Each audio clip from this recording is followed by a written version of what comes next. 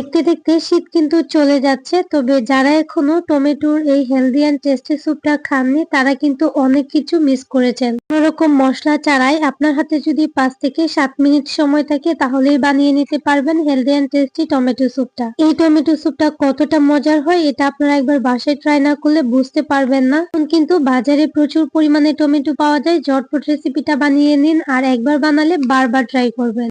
আসসালামু আলাইকুম everyone, welcome back to my channel. Healthy and tasty tomato স্যুপটা বানানোর জন্য ফার্স্টে টমেটো লাগবে, একদম পাকা পাকা লাল টুকটুকে টমেটো লাগবে। আমি এখানে 4 পিস নিয়েছি। কে কতটুকু স্যুপ বানাবেন সেই পরিমাণে কিন্তু টমেটোটা নেবেন। অনেকে আছেন গরম পানির মধ্যে কিছুটা সময় টমেটোগুলো ভিজিয়ে রেখে তারপর ব্লেন্ড করে নেন, তবে আমি যেহেতু বলছি 5-7 মিনিটের মধ্যে স্যুপটা হয়ে যাবে তার জন্য এভাবেই বানাচ্ছি যাতে একদম সহজে বানিয়ে নিতে পারেন। টমেটোগুলোকে ফার্স্টে এরকম কুচি কুচি করে কেটে নিব একটা নাইফ দিয়ে, আর সবগুলো টমেটো কিন্তু আমি একইভাবে কেটে নিচ্ছি যাতে করে খুব তাড়াতাড়ি এগুলো সিদ্ধ হয়ে যায়।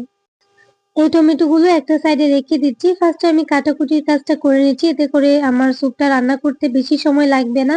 এখন রসুনগুলো কুচি করে নিচ্ছি। স্যুপের মধ্যে অবশ্যই রসুনটা তো দিতেই হবে। আমি রসুনটাকে একদম কুচি কুচি করে কেটে নিচ্ছি। রসুনের পরিমাণটা একটু বেশি করে দিচ্ছি। রসুনের ফ্লেভারটা আমার অনেক বেশি ভালো লাগে। আমি এখানে প্রায় 1 টেবিল চামচের মতো রসুন কুচিয়ে নিয়েছি। এখন আমি কাঁচামরিচ কেটে নিব। এই টমেটো স্যুপটার মধ্যে কোনো রকম শুকনা মরিচ বা চিলি ফ্লেক্স দেওয়া যাবে না। আমি কাঁচামরিচের ভিতর যে বিচিটা ওইটা ফেলে দিয়ে শুধু কাঁচামরিচটা দিয়ে দিচ্ছি। কাঁচামরিচটাকে একদম কুচি করে কেটে নিচ্ছি। যে যতটুকু ঝাল খেতে পছন্দ করেন ঠিক ততটুকুই দিয়ে দিবেন। আর 2টা ডিম নিয়েছি, আমি 2টা ডিম দিয়ে এই স্যুপটা বানাবো। চাইলে আপনারা কম বেশি করে নিতে পারেন।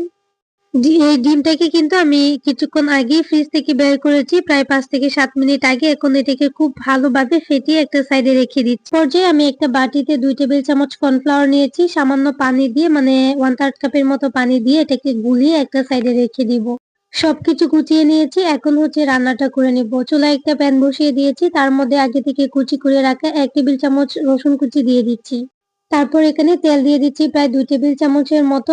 অনেকে আছেন যে কমেন্ট করেন স্যুপ রান্না করলে বাটার ছাড়া কি রান্না করা যায় না? অবশ্যই রান্না করা যায়। যে আমি আজকে তেল দিয়ে রান্না করছি। বাটারটা দিলে বাটারের অন্যরকম একটা ঘ্রাণ আসে, তবে তেল দিয়েও রান্না করা যায়। আপনারা চাইলে এইভাবে রান্না করে নিতে পারেন, টেস্ট কিন্তু অনেক ভালো হয়। রসুনটা ব্রাউন কালার হয়ে আসছে, তখন আগে থেকে কুচি করে রাখা টমেটো, স্বাদ মতো লবণ দিয়ে খুব ভালোভাবে নেড়ে চেড়ে ঢাকনা দিয়ে ঢেকে এটাকে সিদ্ধ করে নিচ্ছি।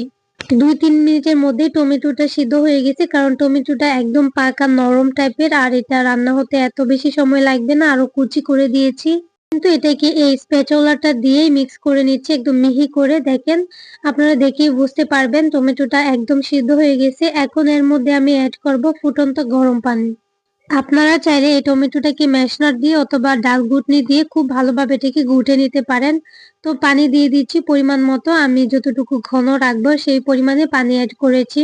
ফুটন্ত পানি দেওয়ার কারণে স্যুপটা কিন্তু খুব তাড়াতাড়ি হয়ে যাবে, যার জন্য আমি পানির পরিমাণটা এত বেশি দেই নাই। তো দেখেন 1 থেকে 1.5 মিনিটের মধ্যে এটা বলক চলে আসছে। এখন হচ্ছে এর মধ্যে অ্যাড করব চিনি। অবশ্যই অল্প একটু চিনি দিবেন, এতে করে এটার টেস্ট অনেক বেশি ভালো আসে। এই তো প্রায় 2 চামচের মতো দিয়ে দিচ্ছি। আর এ পর্যায়ে আগে থেকে যে 2টা ডিম ফেটিয়ে রেখেছিলাম ওটাকে আরেকটু ঘুটে তারপর দিয়ে দিচ্ছি। ডিমটা দেওয়ার পর দেখবেন আপনারা কয়েক সেকেন্ড পর আমি কিন্তু খুব ভালোভাবে নেড়ে চেড়ে দিয়েছি। যদি আপনারা ডিমটা দেওয়ার সাথে সাথে এটাকে নেড়ে চেড়ে দেন তাহলে ডিমের যে লেয়ার গুলো এগুলো একদম আঁশের মতো চিকন হবে। আর যদি একটু পরে দেন তাহলে এরকম একটু দানা দানা হবে। যেহেতু টমেটো স্যুপ, এতে করে দেখতেও ভালো লাগে। তো খুব ভালোভাবে নেড়ে চেড়ে দিচ্ছি। ডিমটা দেওয়ার সাথে সাথেই কিন্তু অনেকটা ঘন হয়ে গেছে। এই পর্যায়ে আমি আগে থেকে কর্নফ্লাওয়ারটা রেখেছিলাম ওইটা দিয়ে দিচ্ছি। কর্নফ্লাওয়ার দেওয়ার সাথে সাথে একদম ফাইনাল যে কনসিস্টেন্সি ওটাতে চলে আসছে। আর এই পর্যায়ে আমি চুলা আঁচটাকে একদম লোতে করে অনবরত নেড়ে চেড়ে দিব। কর্নফ্লাওয়ারটা দেওয়ার সাথে সাথে নেড়ে চেড়ে দিতে হবে, না হলে নিচে লেগে যাবে। আগে থেকে যে কাঁচামরিচটা কুচি করে রেখেছিলাম ওইটা দিয়ে দিচ্ছি। পেঁয়াজ কুলি দিয়ে দিচ্ছি সামান্য পরিমাণ, একদম কুচি করে রেখেছিলাম। আর এখন আমি এটাকে খুব ভালোভাবে নেড়েচেড়ে প্রায় 1 মিনিটের মতো ঢেকে রেখে দিয়েছিলাম। একদম লাস্টে আমি ধনিয়া পাতা কুচি দিয়েছি, একদম মিহি কুচি করে নিয়েছি। আর ধনিয়া পাতার মধ্যে কোনো রকম ডাঁটা থাকতে পারবে না, শুধু পাতাগুলো একদম মিহি কুচি করে দিতে হবে।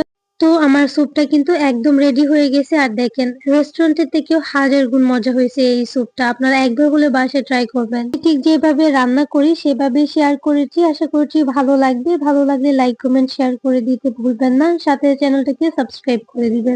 সবাই ভালো থাকবেন, সুস্থ থাকবেন। আল্লাহ হাফেজ, আসসালামু আলাইকুম।